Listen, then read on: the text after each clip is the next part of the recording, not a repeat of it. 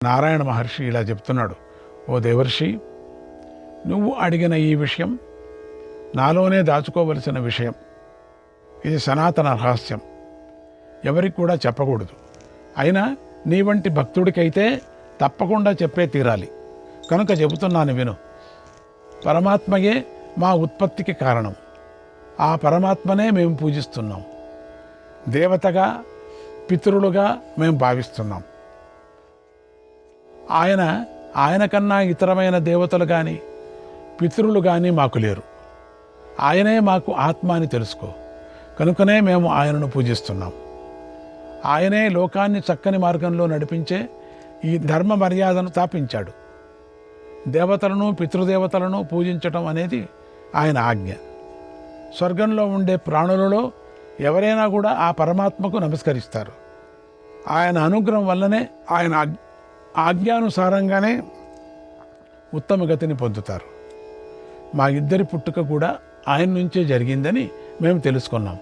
అందుకే ఆ సనాతన పరమాత్మను మేము పూజిస్తున్నాం. బ్రహ్మర్షి నారద, నీకు ఆ సనాతన భగవంతుడి యందు భక్తి ఉంది, ప్రేమ ఉంది. అలాగే మా యందు కూడా నీకు భక్తి ఉంది. అందువల్ల మేము ఈ రహస్యమైన విషయాన్ని నీకు చెప్పాము అన్నాడు నారాయణ మహర్షి. నరనారాయణులు కూడా పరమాత్మ నుంచే వచ్చిన వాళ్ళు. కానీ వీళ్ళు కూడా పరమాత్మని పూజిస్తున్నారు. పరమాత్ముడు నిర్వికారుడు, అంతటా వ్యాపించి ఉన్నాడు. వీళ్ళు శరీరాన్ని తీసుకున్నారు అంతే. వీళ్ళు తర్వాత కృష్ణుడు వేరే, హరి వేరే. అంటే వీళ్ళేనే హరిగా, కృష్ణుడిగా వచ్చారు. అందుకని అప్పుడప్పుడు కృష్ణుడు కూడా నరనారాయణ దగ్గరికి పోదామంటుంటారు. మహాభారతంలో కొన్ని చోట్ల జరిగింది మనకు. నరనారాయణ రూపంతో ఉన్నా నేను అన్నారు. ఆయనే పరమాత్ముడు. ఆ పరమాత్ముడిలో మేము ఆయననే భజిస్తున్నాం.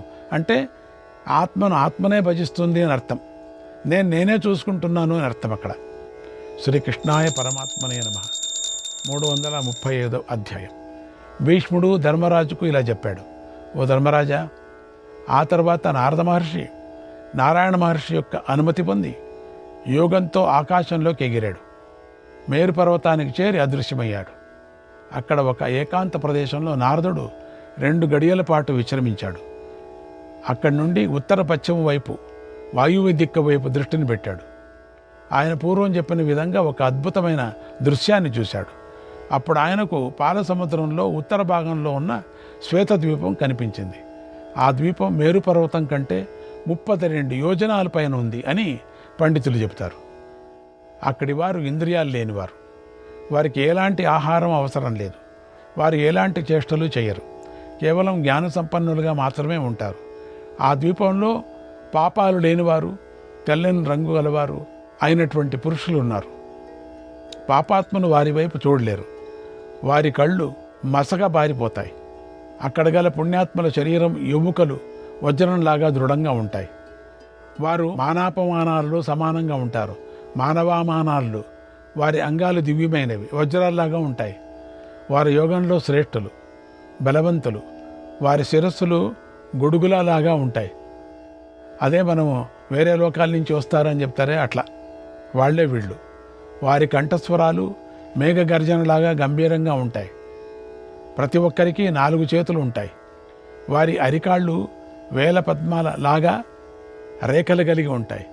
వారి నోటిలో 60 తెల్ల పండ్లు, 8 కొరకుడు పండ్లు ఉంటాయి.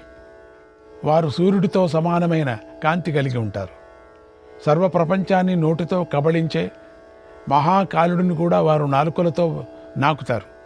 సకల ప్రపంచము పుట్టడానికి కారణము, సకల లోకాలను ప్రకటించినవాడు, వేదాలను, ధర్మాన్ని, మునులను, దేవతలను సృష్టించినవాడు, అనంతశక్తి సంపన్నుడు అయిన ఈశ్వరుడిని శ్వేతద్వీప నివాసులు భక్తితో తమ హృదయాలలో నిలుపుకుంటారు. పూర్వకాలంలో ఉపరిచరుడు అనే రాజు ఉండేవాడు.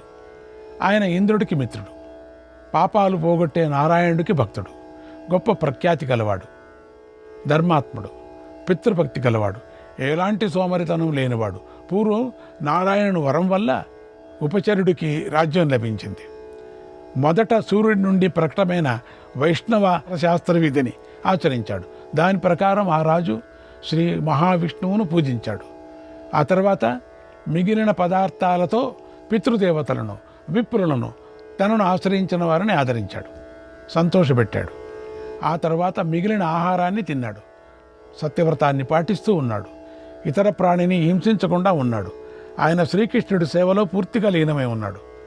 శ్రీమన్నారాయణుని యందు భక్తి కలిగి ఉన్నాడు. అటువంటి ఆ రాజును ఇంద్రుడు స్వయంగా తన ఆసనం మీద కూర్చోబెట్టుకున్నాడు. ఆ ఉపరిచరుడు తన రాజ్యాన్ని, ధనాన్ని, భార్యను, వాహనాలు సమస్తము భగవంతుడికి సమర్పించాడు. ఉపరిచరుడు ఆయన ఎంతో జాగ్రత్తగా కోరికలతో కూడినవి, కోరిక లేనివైనటువంటి అన్ని యజ్ఞాలను శాస్త్రానుసారంగా చేశారు. ఆ రాజు నివాసంలో పాంచరాత్ర శాస్త్రంలో శ్రేష్ఠులైన విద్వాంసులు ఎల్లప్పుడూ ఉండేవారు. భగవంతునికి సమర్పించిన ప్రసాదాలను వారే ముందుగా స్వీకరిస్తూ ఉండేవారు. ఉపరిచర మహారాజు ధర్మంగా రాజ్యాన్ని పాలించాడు. ఎప్పుడు కూడా అబద్ధం చెప్పలేదు. మనస్సులో ఎలాంటి చెడు ఆలోచనలు చేయలేదు. శరీరంతో ఏ కొంచెం కూడా పాపం చేయలేదు అన్నాడు భీష్మ పితామహుడు. శ్రీకృష్ణాయ పరమాత్మనే నమః. 336 అధ్యాయం. భీష్ముడు ఉపరిచరుడు కథను ధర్మరాజుకి ఇలా చెప్పాడు. ఓ ధర్మరాజా, ఈ ఉపరిచరుడి కథ విను. బృహత్తు, బ్రహ్మ, మహత్తు అనే ఈ 3 శబ్దాలు ఒకే అర్థాన్ని చెప్పే శబ్దాలు. ఈ 3 గుణాలు దేవపురోహితుడి పేరులోనే ఉన్నాయి. అందువల్ల ఆయనను విద్వాంసులు బృహస్పతి అని పిలిచారు. ఆయన శిష్యుడు ఉపరిచర వసు. ఆయన చిత్ర శిఖండుల మధ్య ఏర్పడిన తంత్రశాస్త్రాన్ని నేర్చుకున్నాడు.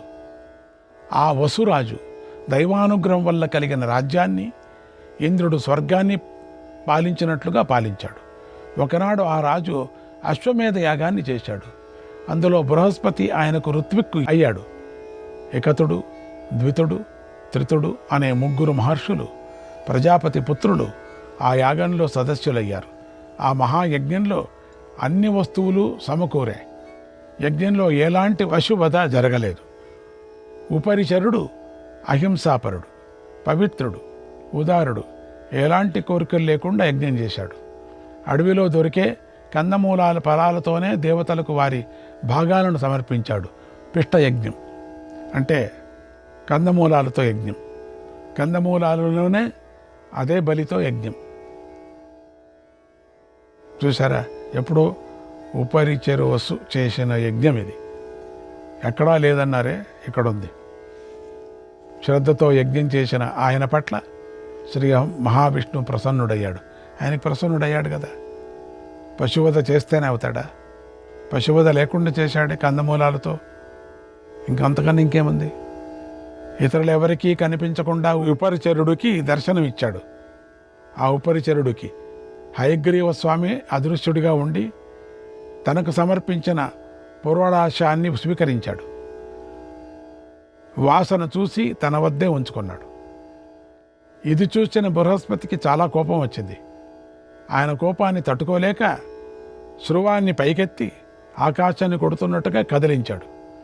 అప్పుడు ఆయన కన్నుల నుండి ధారగా నీరు కారింది.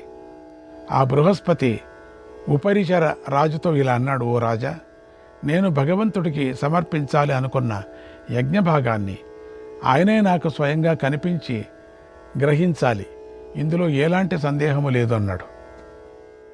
అప్పుడు అక్కడి వారందరూ ఇలా అన్నారు, ఓ మహర్షి, కోపించకండి. ఇలా కోపం తెచ్చుకోవటం కృతయుగంలోని ధర్మం కాదు. ఈ హవిస్సును గ్రహించే శ్రీ మహావిష్ణువు క్రోధదేవత కాడు, శాంతమూర్తి. మనమందరం మన ఇష్టం వచ్చినట్లుగా స్వేచ్ఛగా ఆయనను చూడలేం. ఆ స్వామి అనుగ్రహం పొందేవారే ఆయనను ప్రత్యక్షంగా చూస్తారు అన్నారు. అప్పుడు ఏకత, ద్విత, త్రితులు, చిత్రశిఖండులు అనేటువంటి పేరు గల మహర్షులు బృహస్పతితో ఇలా అన్నారు, ఓ మహర్షి, మమ్మల్ని బ్రహ్మ మానసపుత్రులు అంటారు. ఒకప్పుడు మాకు మేలు జరగాలని మేము ఉత్తర దిక్కుకు వెళ్ళాం. అక్కడ గల మేరు పర్వతానికి ఉత్తర దిక్కులో క్షీర సముద్రంలో ఒక పవిత్రమైన ప్రదేశం ఉంది. అక్కడ మేము ఏకాగ్రచిత్తంతో కట్టెలాగా నిలబడి 1000 కొద్ది సంవత్సరాలు తపస్సు చేశాం. ఎలాగైనా శ్రీ మహావిష్ణువును దర్శించాలని కోరికతో ఉన్నాం. ఆ భగవంతుని ఎలా దర్శించేది అని తీవ్రంగా ఆలోచించాం. కొంతకాలం గడిచింది. మా నియమాలన్నీ పూర్తి అయ్యాయి. అప్పుడు మాకు ఆనందం కలిగించేలాగా ప్రేమతో కూడిన ఒక అశరీర వాక్కు ఇలా వినిపించింది, ఓ విప్రులారా, మీరు ప్రసన్నమైనటువంటి మనస్సుతో ఉత్తమమైన తపస్సు చేశారు. మీరు భగవంతుడి భక్తులు. మీరు సర్వవ్యాపి అయినటువంటి పరమాత్మను దర్శించాలని కోరుతున్నారు. దీనికి ఒక ఉపాయం వినండి. క్షీరసాగరానికి ఉత్తర దిక్కులో శ్వేతదీపం ఉంది. అక్కడ చంద్రునితో సమానమైన కాంతి గల మానవులు శ్రీమన్నారాయణుని సేవిస్తూ ఉంటారు. వారు ఇంద్రియ రహితులు, నిరాహారు, చేష్టారహితులుగా ఉంటారు. వారి శరీరాల నుండి మనోహరమైన సువాసన వెలువడుతూ ఉంటుంది. వారు భగవంతుడికి అనన్య భక్తులు. వారు సనాతన పురుషోత్తముడిలోకి ప్రవేశిస్తారు. ఓ మునులారా, శ్వేతద్వీప నివాసులైన వారు నాకు ఏకాంత భక్తులు కనుక మీరు అక్కడికి వెళ్ళండి. మీకు నా ప్రత్యక్ష దర్శనం లభిస్తుందని వినిపించింది.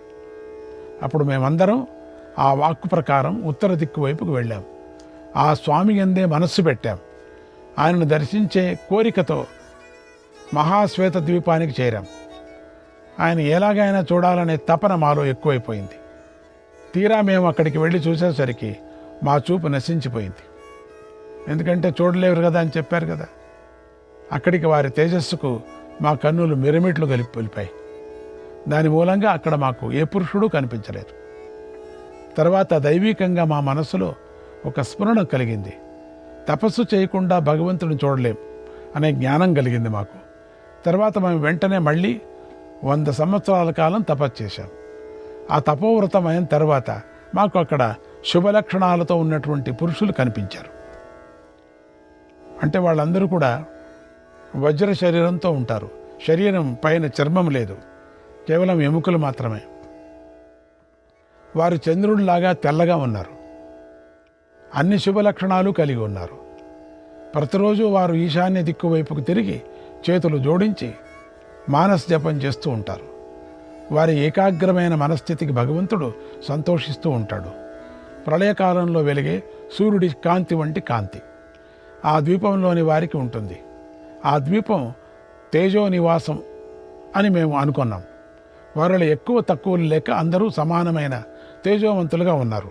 అక్కడ ఆకలి దప్పి ఏమీ లేదు. ఆకలి దప్పి ఆడ మొగ ఏమీ లేదు అక్కడ. ఓ బృహస్పతి, తర్వాత మేము 1000 మంది సూర్యులు ఒకేసారి ఉదయించేటప్పుడు ఉంటేటంత తేజస్సును చూశాం. తర్వాత అక్కడి వారు చాలా సంతోషంతో 2 చేతులు జోడించి నమో నమక నారాయణ, నమో నమక శ్రీకరే, నమో నమక వాసుదేవ, నమో నమక సహస్రాక్ష, నమో నమక నారాయణ నారాయణ అని అంటూ అందరూ ఒకేసారి ఆ తేజస్సు వైపు పరుగు పెట్టారు. ఆ తర్వాత వారు చేసే స్తుతుల పెద్ద ధ్వని మాకు వినిపించింది. వారందరూ తేజోరూపుడైనటువంటి భగవంతుడికి పూజా ద్రవ్యాలు సమర్పిస్తున్నారు. ఇలాంటిది అని చెప్పటానికి వీలు కానీ ఆ భగవంతుని తేజస్సుకు మా మనస్సులు పరవశించాయి. కానీ అప్పుడు మా కన్నులు బలం, ఇంద్రియాలు శక్తి లేనివి అయిపోయాయి. మళ్ళీ అట్లా హీనంగా అయిపోయాయి. అందువల్ల మాకేమీ కనిపించలేదు. కానీ ఉచ్చైహి స్వరంతో పలికే కంఠధ్వని చాలా దూరం వరకు వ్యాపిస్తూ మాకు వినిపించింది. జితం తే పుండరీకాక్ష, జితం తే పుండరీకాక్ష, నమస్తే విశ్వభావన, నమస్తే విశ్వభావన, నమస్తేస్తు ఋషికేశ, నమస్తేస్తు ఋషికేశ, మహాపురుష పూర్వజ, మహాపురుష పూర్వజ, మహాపురుష పూర్వజ, మహాపురుష పూర్వజ. ఓ పుండరీకాక్ష, నీకు నమస్కారము. ఓ విశ్వభావన, నీకు ప్రణామము. ఓ మహాపురుషుల కంటే పూర్వము జన్మించినటువంటి ఋషికేశ, నీకు నమస్కారము అని ఇలా చక్కని మాటలు మా చెవులకు వినిపిస్తూనే ఉన్నాయి. ఎక్కడి నుంచి వస్తుందో తెలీదు. ఇంతలో సుగంధపూరితంగా వీస్తూ వాయువు చాలా దివ్య పుష్పాలను, అప్పటికి కావలసిన ఔషధులను తెచ్చింది. వాటితో పంచకాలజ్ఞానులైనటువంటి జ్ఞానజ్ఞులైనటువంటి వారు అనన్య భక్తితో మనస్సు, వాక్కు, క్రియలతో శ్రీహరిని పూజించారు. వారి మాటల వల్ల మేము భగవంతుడు తప్పక వచ్చి ఉంటాడు అని గట్టిగా నమ్మాం. కానీ మాకు కళ్ళు ఏం కనపడలే. కానీ పరమాత్మ మాయ వల్ల మోహితులమైన మేము ఆయనను దర్శించలేకపోయాం. ఓ బృహస్పతి, సువాసనతో కూడిన గాలి వీచటం ఆగిపోతూనే భగవంతుని పూజ పూర్తి అయిపోతుంది. దాన్ని మేము గమనించి ఎంతో దిగులు చెందాం. ఓ మహర్షి, అక్కడ ఉన్న పవిత్ర వంశీయులైనటువంటి వారిలో ఏ ఒక్కరూ మమ్మల్ని చూడలేదు, మనస్సుతో తలుచుకోలేదు, మమ్మల్ని ఆదరించలేదు. అక్కడ శాంతంగా ఉన్న మునులు కూడా అనన్య భావనతో మనస్సును భగవత్ సేవలోనే నిలిపారు. బ్రహ్మభావనలో ఉన్న ఆ మునులు కూడా మా వైపు మనస్సు త్రిప్పులేదు. మేము మాత్రం తపస్సుతో బాగా అలసిపోయాం, చాలా బలహీనమైపోయాం. ఆ సమయంలో మాకు ఒక అశరీరవాణి వినిపించింది. ఓ మునులారా, మీరు శ్వేతదీప నివాసులు, తెల్లని శరీరం గలవారు, ఇంద్రియ రహితులైన వారిని దర్శించారు. ఆ శ్రేష్టమైన దివ్య దర్శనం వల్ల మీకు సాక్షాత్ భగవంతుడి దర్శనం లభిస్తుంది. కనుక ఓ మునులారా, మీరందరూ వచ్చిన త్రోవలోనే వెళ్ళండి. భగవంతుడు యందు అనన్య భక్తి లేకుండా ఎవరికి ఏ విధంగానూ ఆయన దర్శనం లభించదు. చాలా కాలంగా ఆయన యందు భక్తి కలిగి పూర్తిగా అనన్యభావం కలిగినప్పుడే ఆ భగవంతుడి దర్శనం లభిస్తుంది. భగవంతుడంటే జ్యోతిఃపుంజం, చర్మచక్షువుతో చూడటానికి వీలు కాదు. కనుక ఓ మునులారా, ఇప్పుడు మీరు ఒక మహత్కార్యం చేయాలి. ఈ కృతయుగం అయిపోయిన తర్వాత కొంచెం అధర్మం జరుగుతుంది. అప్పుడు వైవస్వత మన్వంతరంలో త్రేతాయుగం ప్రారంభమవుతుంది. అప్పుడు దేవకార్యం సిద్ధించడానికి మీ సహాయం కావాలి అని వినిపించింది. మేము ఆ చల్లని మాటను విని భగవంతుడి కృప వల్ల మాకిష్టమైన చోటుకి వెళ్ళాం. ఈ విధంగా గొప్ప తపస్సు చేసిన, హోమాలు చేసిన మాకు భగవంతుడు కనిపించలేదు.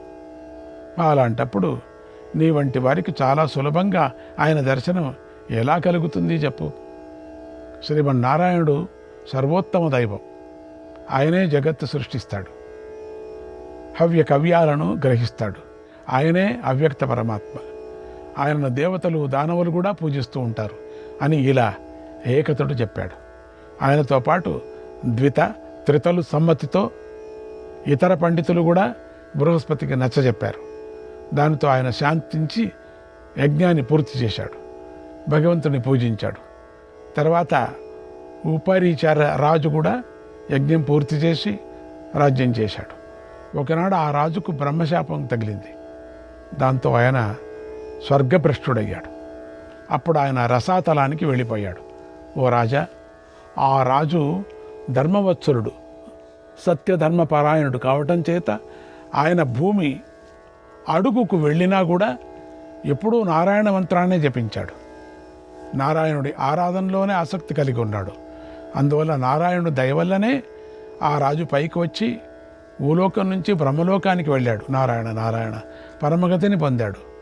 ఆ రాజుకు అతి సులభంగానే నిష్ఠ కలవారికి లభించే గతి లభించింది అన్నాడు భీష్మ పితామహుడు. శ్రీమన్నారాయణ. శ్రీహరే కృష్ణ, శ్రీహరే కృష్ణ. శ్రీకృష్ణాయ పరమాత్మనే నమః. 337వ అధ్యాయం.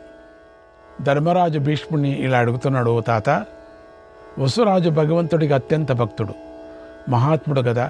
మరి ఆయన స్వర్గం నుండి భ్రష్టుడై భూమి నుండి పాతాళానికి ఎందుకు వెళ్ళాడు అని అడిగాడు. భీష్ముడు ఇలా చెప్పాడు. ఓ రాజా, ఈ విషయంలో జ్ఞానులైన ఋషులకు, దేవతలకు మధ్య ఒక సంవాదం జరిగింది. అతి పురాతనమైన సంవాదం. పూర్వం దేవతలు ఋషులతో ఇలా అన్నారు. ఓ ఋషులారా, మేకపోతును పశువుగా ఉపయోగించి యజ్ఞం చేసి ఒక విధానం ఉంది అని అన్నారు. అక్కడ అజ అనే పదానికి మేక అనే అర్థం. ఇంకొక పశువు కాదు, అది శాస్త్రం చెప్పిన మాట అన్నాడు. అప్పుడు ఋషులు ఇలా అన్నారు. శ్రీకృష్ణాయ పరమాత్మనే నమః.